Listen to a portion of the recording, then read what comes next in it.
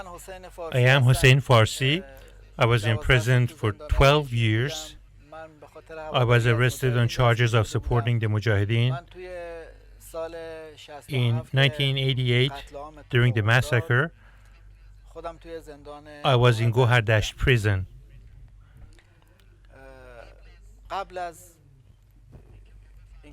Before we knew anything about what was going on, family visits were cancelled. From July 19, going outdoors was disallowed. The newspapers discontinued. Then there was limited visits. And then the events of the death committee occurred, and we faced the death committee. In Tehran, the death committee, as referred to in Khomeini's decree, was comprised of Hossein Ali Nayeri, Morteza Eshraqi, and Mustafa Pur Mohammadi as the representative of the Ministry of Intelligence, and Ibrahim Raisi, whose name was not mentioned in the decree, but acted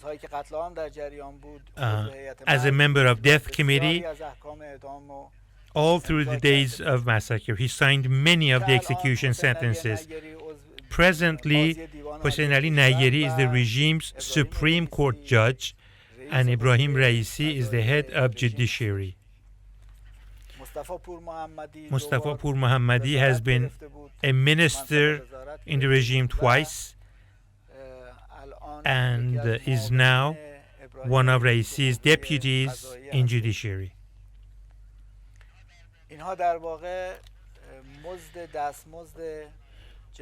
These high positions are indeed their award for the crime in 1988. It was done in this way.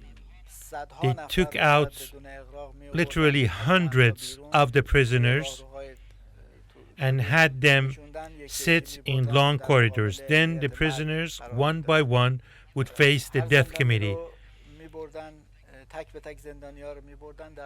Each prisoner would go face the death committee. There were a few simple questions about their personal information, and then the key question was this: what are you charged with? If you said the word Mujahid, that was it. The death sentence would be signed. Then they would take the prisoner to another corridor in Gohardasht prison.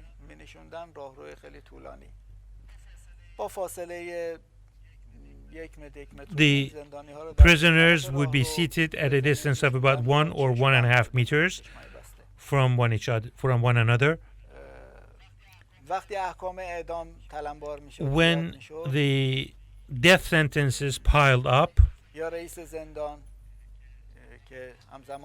the warden of the prison, who was simultaneously acting as the prosecutor, Mohammad Mughisi, who is presently a judge in regime's judiciary, he would either himself or his deputy would come and call our names. His deputy was a hangman called Hamid Nouri, the same person who is now in custody in Sweden.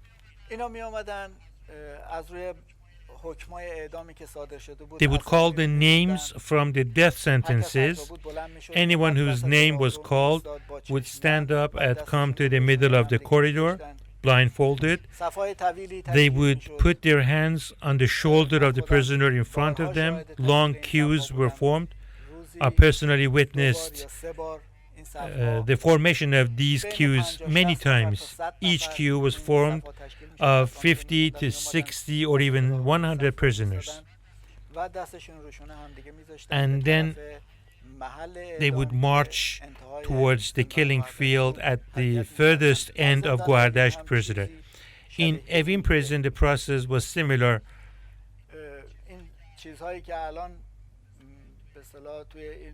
Some of the demonstrations you see in the Resistance Museum it portrays the reality there. It was exactly like this.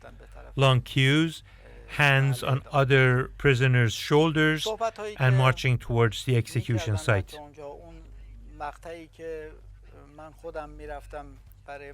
From what I heard from others, when I used to go to the death committee to face them, and a few days that I spent in death corridor, I can tell you that it was essentially the supporters of Mujahideen who were put before the death committee. When they left the courtroom to sit in the death corridor, there was a very different environment. They used to talk and laugh, especially after it was revealed that they were going to be executed.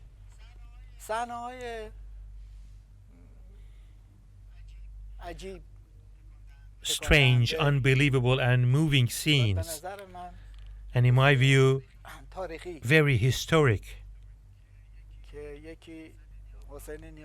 A stunning example was Hossein Farsi.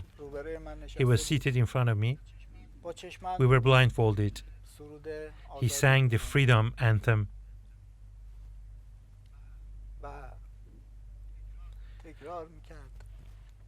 He repeated the lyrics. Freedom, oh freedom, shine your light to our graves after we are gone.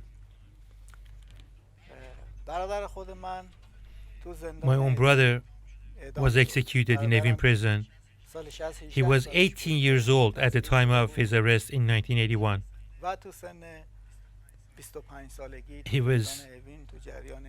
He was executed at the age of 25 during the massacre in Evin prison. What I want to mention is the extent of pain and suffering of our families through these years. Behind the prison doors, they were being bounced back and forth. They were insulted, humiliated, and mistreated by pastors. This still goes on. Many of the families still don't know where their loved ones are buried. Many are arrested for attending at the graves of their loved ones.